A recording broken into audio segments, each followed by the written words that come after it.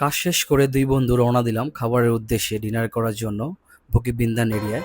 আর যাওয়ার পথে দেখতে পেলাম চাইনিজদের পুজো চলতেছে। তো এখানে দাঁড়িয়ে একটু ভিডিও করার চেষ্টা করলাম। খুব ক্রাউড ছিল, ঢোল বাজনার আওয়াজ ছিল অনেক। তারপরেও একটু করছি ভিডিও। তো দেখতেই পাচ্ছেন কেমন ক্রাউড।